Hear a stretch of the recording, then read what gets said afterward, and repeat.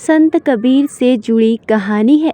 कबीरदास जी के पास काफ़ी लोग अपनी समस्याएं सुनाने आते थे। वे अपने उपदेशों से और कभी कभी कुछ घटनाओं से दूसरों की समस्याओं का हल बता देते थे। एक दिन वे अपना काम कर रहे थे। काम करते करते समय वे भगवान का ध्यान भी कर लेते थे। पूरे दिन कबीरदास जी ऐसा ही करते रहते थे।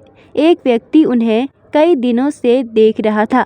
उसने कबीरदास जी से पूछा कि आप भक्त हैं, लेकिन मैं कई दिनों से देख रहा हूँ कि आप हमेशा अपना काम करते रहते हैं, तो फिर आप भक्ति कब करते हैं? आपको अलग से भक्ति करते हुए मैंने तो कभी नहीं देखा। कबीरदास जी ने उस व्यक्ति की बात सुनी और कहा कि इस प्रश्न का उत्तर मैं दूंगा, लेकिन अभी तुम मेरे साथ चलो, हम थोड़ा घूम आते हैं। कबीरदास जी बात मानकर वह व्यक्ति उनके साथ चल दिया। रास्ते में उन्हें एक महिला दिखाई दी। वह महिला पानी भरकर लौट रही थी।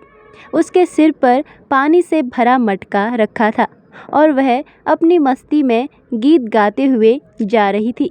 उस महिला ने मटके को पकड़ा भी नहीं था। उसके सिर पर मटका स्थिर था और उसका पानी भी नहीं उछल रहा था। कबीरदास जी ने उस व्यक्ति से कहा कि ये महिला पानी लेकर जा रही है। उसने सिर पर मटका रखा है, लेकिन उसने मटके को पकड़ा भी नहीं है और गीत गाते हुए जा रही है।